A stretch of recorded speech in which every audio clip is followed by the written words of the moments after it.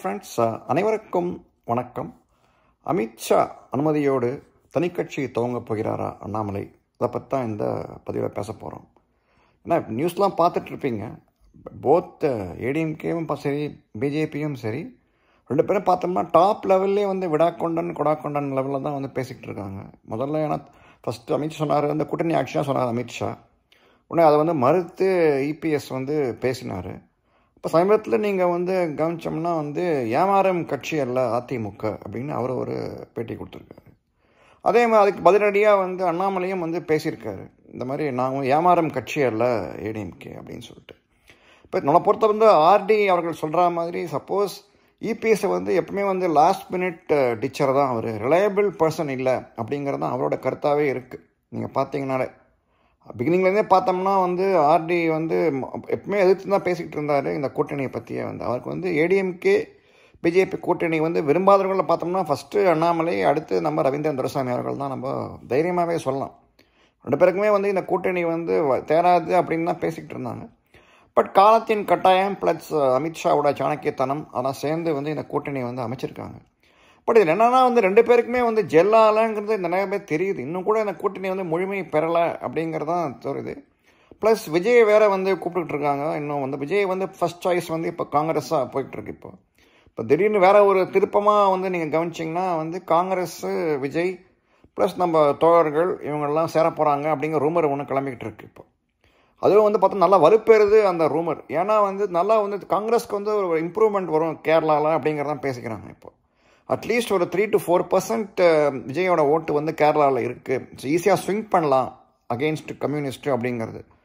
திரும்பி ஆட்சியை பிடிக்கணும்னா விஜயோட ஆதரவு கட்டாயமாக கேரளாவில் தேவைப்படும். ஏன்னா அவர் இந்த ஜோசப் விஜய் அப்படிங்கிறதுனால கிறிஸ்டின் சமூக ஓட்டு கிடைக்கும் கேரளாவில் அப்படின்னு தான் எல்லா சேனலுமே பார்க்குறோம். நம்ம எல்லா குலாலா ஸ்ரீவர்கன் எல்லா சேனலும் சொல்கிறாங்க, அதான் சொல்கிறாங்க.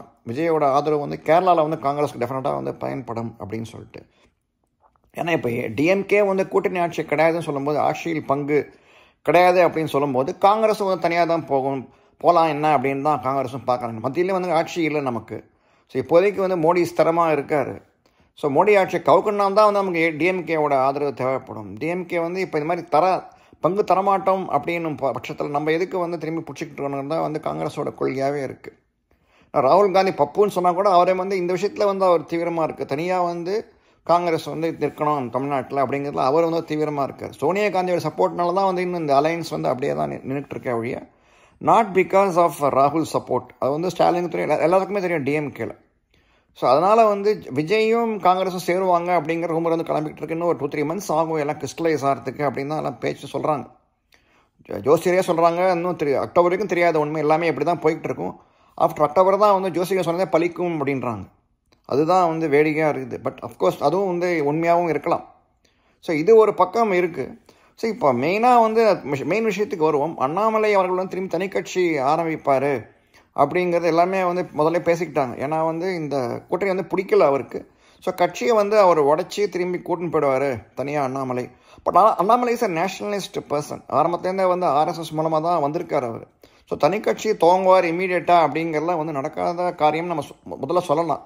பட் இப்போ நடக்கிறதெல்லாம் பார்க்கும்போது இவங்கெல்லாம் ஏமாத்துறது, இபிஎஸ் ரிச் பண்ணாருன்னா என்ன பண்ணுறது அப்படிங்கிற பட்சத்தில் டெஃபினட்டாக அமித்ஷாவோட அனுமதியோடு அண்ணாமலை தனிக்கட்சி துவங்குவார் தான் தோணுது. எப்படி சொல்கிறோம்னு கேட்டோம்னா, 5 years பேக் இதே மாதிரி பீகாரில் எலெக்ஷன் நடந்தது. நிதிஷ்குமாரை தோற்கடிக்கிறதுக்கு என்ன பண்ணாங்கன்னா பிஜேபி ராம்விலாஸ் பாஸ்வானோட பையனை தனியாக நிற்க வச்சாங்க.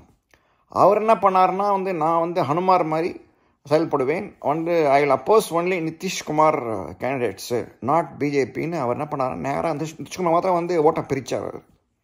ஸோ அவரோட ஆர்ஜேடி இது ஜனதா தள் யுனைடெட் தோற்று போச்சு நிறையா கான்ஸ்டிடுவன்சியில். ஸோ தனியாக தனிக்கட்சி பெரும் கட்சியாக பிஜேபி தான் வந்தது.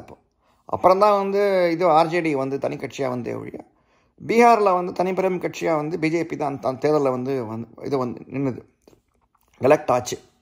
ஸோ அப்படிங்கிற பட்சத்தில் இவங்களுக்கு பெரிய பாதிப்பு ஏற்படுத்துறதுக்கான வாய்ப்புகளும் இருக்குது. சப்போஸ் இப்போ கடைசியில் இபிஎஸ் டிச் பண்ணார், இந்த அலையன்ஸ் வேண்டாம் அப்படின்னு சொல்லிட்டு திடீர்னு விஜயை உள்ள கூட்டின்னு எதாவது தகுதத்தெல்லாம் அதை பண்ணார் அப்படின்னா டெஃபினட்டாக அண்ணாமலை தனிக்கட்சி துவங்குறதுக்கான ஒரு வாய்ப்பு இருக்குது. அமித்ஷாவே சொல்லி நைஸாக கம்னு இருக்க சொல்லி உடனே திடீர்னு ஒரு அட்லீஸ்ட் எலெக்ஷனுக்காக அண்ணாமலை கட்சியை உடைச்சின்னு போவாருன்னு தோணுது பிஜேபியை. ஸோ கட்சியை உடைச்சின்னு ஏன் போவாருன்னா, ஏன்னா அலையன்ஸ் வந்து ஆல்ரெடி அமித்ஷா ஃபார்ம் பண்ணிட்டாரு.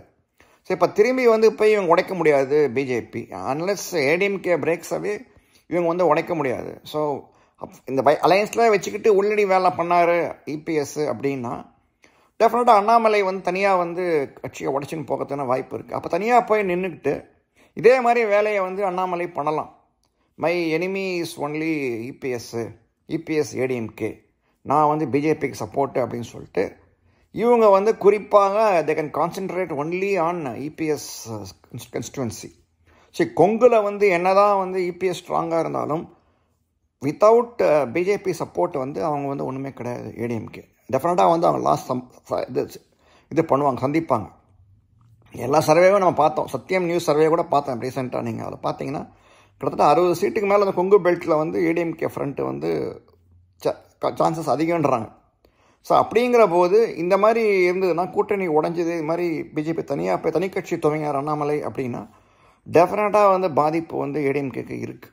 ஈஸியாக வந்து மெஜாரிட்டி பண்ண விடாமல் பண்ணிடலாம். இப்போ மெயினாக வந்து ஏன் கொங்கு பெல்ட்டில் வந்து கான்சன்ட்ரேட் பண்ணணும் ஏடிஎம்கே நிறையா அப்படின்னா, 100 சீட்டு வாங்கினா தான் வந்து மற்ற இடத்துல வந்து பாதிப்பு வந்து குறைக்கலாம். சப்போஸ் இப்போ விஜய் வந்து காங்கிரஸோ தனியாக போனார்னா அவர் நார்தர்ன் சைட் பெல்ட்டில் வந்து அவர் வந்து ஓட்டை பிரிக்கலாம். ஸோ மைனாரிட்டி ஓட்டு இதெல்லாம் வந்து அட்ராக்ட் பண்ணலாம். அப்போ வந்து எனிவே ஏடிஎம்கே வந்து கொங்கு பெல்ட்டில் அவர் வந்து வீக்காக தான் இருக்கார். இவர் விஜய் அவ்வளோ ஸ்ட்ராங்காக இல்லை கொங்கு பெல்ட்டில். அப்படிங்கிற போது கொங்கு பெல்ட்டில் வந்து இவங்க டெஃபினட்டாக பிஜேபி ஏடிஎம்கே ஸ்ட்ராங் அலையன்ஸ் வேணும். அங்கே வந்து ஸ்ட்ராங்காக இல்லைன்னா வந்து இவங்க அலையன்ஸ் வந்து கோவிந்தா. அது வந்து நிதர்சனமான உண்மை அது. ஸோ அப்படிங்கிற போது இவங்க 2 பேரும் சேர்ந்து இணைஞ்சு பணியாற்றினாலாம் ஜெயிப்பதற்கான வாய்ப்புகள் அதிகமாக இருக்குது. ஸோ அதனாலே வந்து இபிஎஸ்ஸை வந்து ஒரு இதில் செக் வச்சுக்கிறதுக்காக கூட வந்து இவரை பயன்படுத்தலாம் அப்படிங்கிறதான் நமக்கு ஒரு டவுட்டாக இருக்குது. அது டெஃபினட்டாக வந்து அமித்ஷா அதை வந்து கருத்தில் வச்சுருப்பாருன்னு தான் தோணுது. ஏன்னா இவர் வந்து இது மாதிரி அல்வா கொடுத்தாரு அப்படின்னா இபிஎஸ் அவர் எப்படி வந்து டேக்கிள் பண்ணுறது அப்படிங்கிறதுக்கு இதுதான் ஒரே நல்ல வாய்ப்பு அவருக்கு. அண்ணாமலை வந்து தனியாக வந்து இது மாதிரி பேசுகிறத கூட அப்படியே இருக்கலாம். நம்ம கட்சி எதிர்த்து பேசுகிறாரு அப்படி இப்படின்னு பேசினா கூட இப்போ இந்த மாதிரி ஒரு பேச வச்சுக்கிறத பார்த்தோம்னா திடீர்னு அண்ணாமலை தனி கட்சி துவங்கினார் அப்படின்னா ஒரு முகாந்திரம் இருக்கணும் இல்லையா? திடீர்னு இப்போ அப்படியே இப்படியே வந்து பேசிக்கிட்டே இருந்தது, அலையன்ஸுக்கு ஒத்து ஊதிக்கிட்டே இருந்தது. திடீர்னு சப்போஸ் அலையன்ஸ் வந்து ஒரு மாதிரி பிரேக் ஆகிற மாதிரி இருந்தது, இது மாதிரி தனியாக கம்மியான தொகுதியெல்லாம் கொடுத்து அல்வா கொடுத்தாரு அப்படின்னா என்ன பண்ணுறது அப்போது? ஸோ அந்த மாதிரி இப்போ வந்து வேறு வழியெல்லாம் பிஜேபி வாங்கிக்கிற மாதிரி நிலைமை வந்துடும். அப்போ வந்து இவர் தனி கட்சி துவங்கிட்டார் அண்ணாமலைன்னா ரொம்ப ஈஸியாக வந்து உடச்சிக்கிட்டு போயிடலாம். ஸோ அதை தான் வந்து இவங்க எதிர்பார்க்குறாங்கன்னு தோணுது.